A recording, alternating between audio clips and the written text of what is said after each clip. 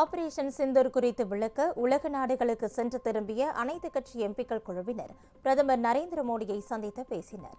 காஷ்மீரின் பெஹல்காமில் ஏப்ரல் 22ஆம் தேதி பயங்கரவாதிகள் நடத்திய தாக்குதலில் 26 அப்பாவி மக்கள் கொல்லப்பட்டனர்.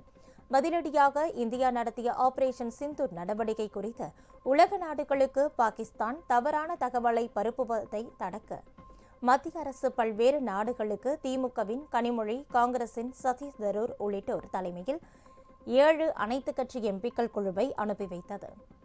இவற்றில் 4 குழுக்களில் பிஜேபி, ஐக்கிய ஜனதா தளம், சிவசேனா உள்ளிட்ட கட்சிகளும் மற்ற 3 குழுக்களில் எதிர்க்கட்சி எம்பிக்களும் இடம்பெற்றனர்.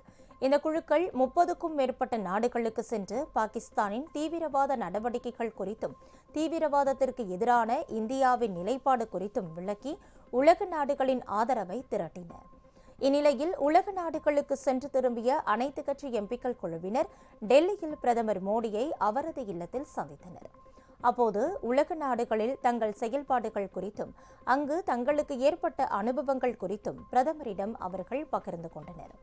இது தொடர்பான தங்கள் அறிக்கைகளையும் எம்பிக்கள் அளித்தனர். அப்போது கட்சி பாகுபாடின்றி நாட்டின் ஒற்றுமையை எடுத்துரைத்த விதத்திற்கு பிரதமர் மோடி எம்பிக்களுக்கு பாராட்டு தெரிவித்தார்.